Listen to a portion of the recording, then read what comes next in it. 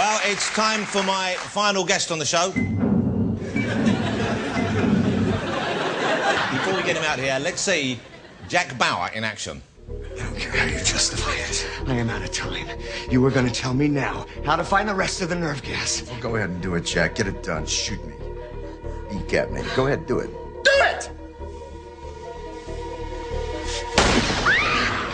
Son of a bitch! I shot her above the kneecap! She can still walk! You make me shoot her again, she'll be in a wheelchair for the rest of her life! How do I find the nerve gas? Where is it? Please, baby. Don't you make me do this. Tell him what he wants. I can't. Forgive me, Miriam. You son of a bitch.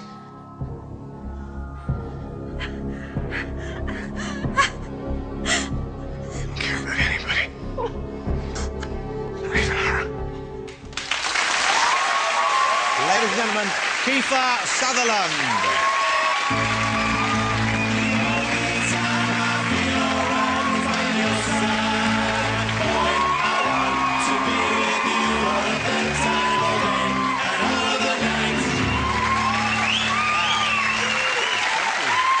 What a response.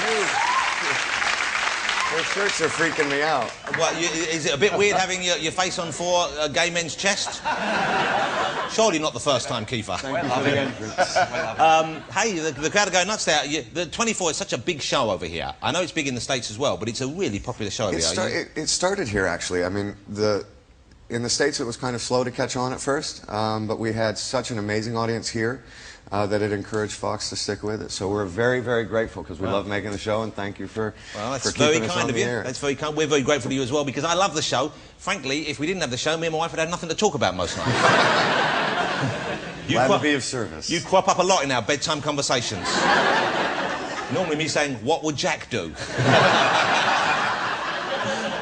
Hey, before we get into 24, Rocco De Luca we just had on, it was a tremendous performance, and that's kind of why you're in the country. Yeah. Is it not? Yeah. Because you're involved, you have a label, I believe, a record label? A very good, one of my best friends, a guy named Jude Cole, he and I started a small record label in the States called Ironworks, and we've had other acts, but we've always partnered up with a major label.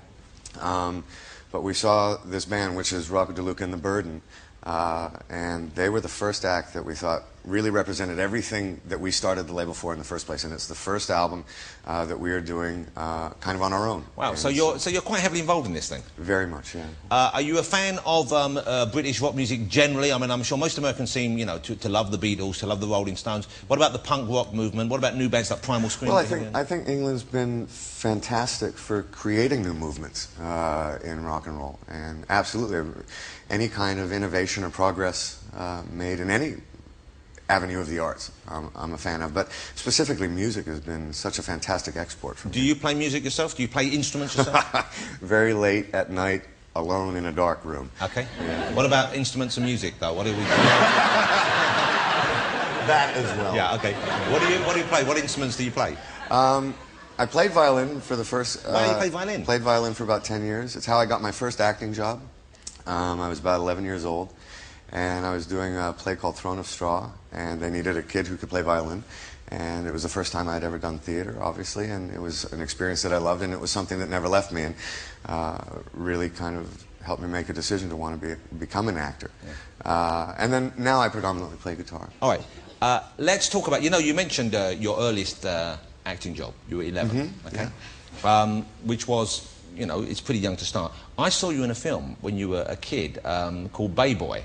Oh, wow. Yeah, I saw that. I was working TV at the time and I had to review movies that came out. And one of the reasons why I was keen to see it was I was such a fan of your father's work, who's Donald Sutherland, of course. And I heard you acting, I thought, I've got to see this. And I thought it was a tremendous performance, a really good. And that was your first proper role. That was the first film I did, yeah. And I was about 16 years old. I remember, actually, it was a very exciting thing when you're, you know, that young and you get to go off and make a film and you feel kind of amazingly independent.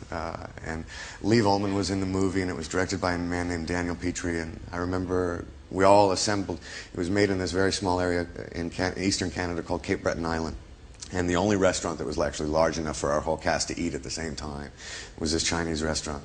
And I don't think I'd ever been more excited about my future and everything. And at the end of the dinner, they handed out the fortune cookies. And I opened mine and it said, "Go home." So I've always questioned from that point, and I didn't obviously, and I've always wondered if I was supposed to do something else. Would you like to see a tiny clip? Have you seen it at all recently? I haven't seen it for ages. Okay, this is a little clip from Kiefer Sutherland in his first big screen role. This is from Babe One. Father, I neglected my duties at home. Yes, go on. Father, I put myself in an occasion of sin. How? Father? How? In the lavatory? Did you commit self-abuse? No, Father. With a girl. What happened? I got an erection, Father. Did she know this? Yes, I think so. Anything else? Did you touch her in any way? My hand touched her breast, I think. You think? She had on a heavy coat. Well, you've got to avoid occasions like this, eh? Yes, Father. Think of how badly she must feel about herself. She'll have to confess, too. She's a Catholic, isn't she? Oh, yes, Father. Well, it's not only the harm you do yourself, but the harm you do to others. Try to be more careful, eh? Yes, Father. Did you ejaculate? Pardon me? Have an ejaculation. No, Father. Good. Well, try to be a good boy from now on, eh? Yes, Father. It's genuinely a really lovely film. Thank you very much. That's my one and only confession. Yeah, well, it's the only one you needed to make, obviously. That was it. No, but it didn't really take off for you immediately after that. I mean, I know that was well received, and I think you won an award for that performance. It was well received critically, but no, Stand By Me was really the first kind of real break that I had, and that was a film that I made in the States maybe 4 years after that. And at that period, there were a bunch of other young actors that were kind of lumped together. Charlie Sheen, Emilio Estevez, a couple of other guys. Yeah. And I get the feeling, looking from the outside in, it looked like that must have been a great fun period for you. It was. I mean, I wish I knew more then, because I think you take stuff like that for granted when you're that young. I think one of the nice things about where I feel I'm at now in my career, having had it go up and down a couple times, is that when you run into something like 24, you realize what an incredible gift and an opportunity that is. You know, when we were making Lost Boys and Young Guns and all those films, I just assumed that this is what it was going to be like for the rest of my life. So I took a lot of those great moments for granted and kind of let them go by. But yeah, we had an awful lot of fun.